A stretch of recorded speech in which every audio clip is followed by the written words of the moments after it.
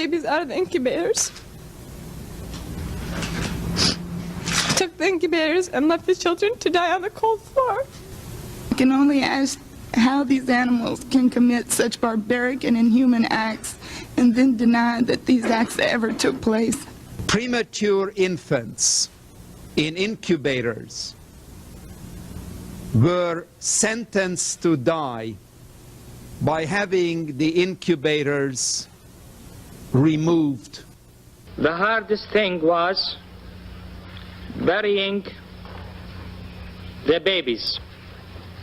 I myself buried 14 newborn babies that had been taken from their incubators. Now is the time to check the aggression of this ruthless dictator whose troops have bayoneted pregnant women and have ripped babies from their incubators in Kuwait. I could not help but think of my nephew, who, if born premature, might have died that day as well.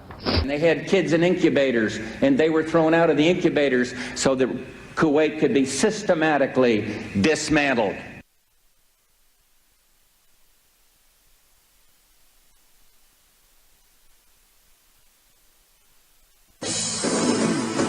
We interrupt our regular program schedule to bring you the following special report from ABC News in Washington.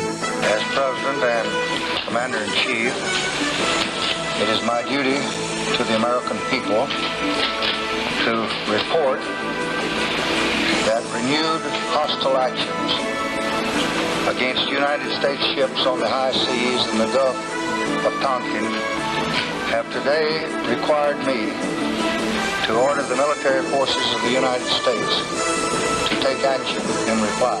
In retaliation for this unprovoked attack on the high seas, our forces have struck the bases used by the North Vietnamese patrol craft. It would allow the president to wage war in Vietnam. Israel claims the attack was accidental. Some former U.S. naval officers say it was on purpose. They describe the day's action as part of a continuing cover-up. Pearl, I know we can't be very specific given these restrictions, but within those parameters, what did you see? Well, what I saw, I didn't see anything hit. I looked almost straight above us. There's a vapor trail coming from my right to my left, and there's a cloud of something. It looks like it might have been an explosion, a cloud. I'd say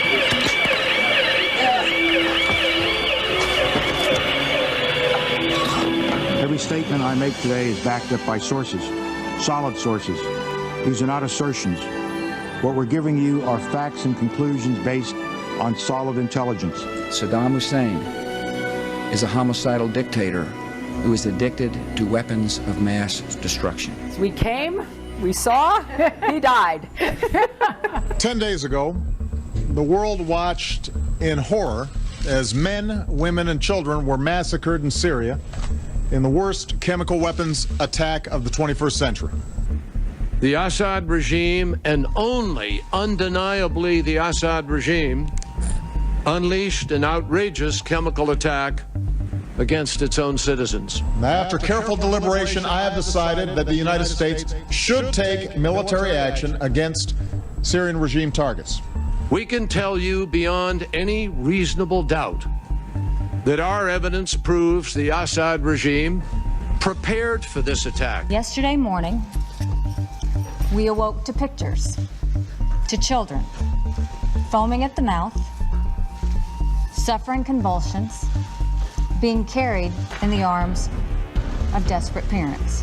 On Tuesday, Syrian dictator Bashar al-Assad launched a horrible chemical weapons attack on innocent civilians. What is your message to President Assad? The world is watching.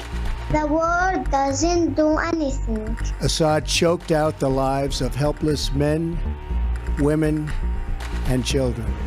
We know that yesterday's attack bears all the hallmarks of the Assad regime's use of chemical weapons. We see these beautiful pictures at night from the decks of these two U.S. Navy vessels in the eastern Mediterranean. I'm guided by the beauty of our weapons, and they are beautiful pictures. This live special report has come to you from ABC News, Washington. Boy, did I almost look stupid.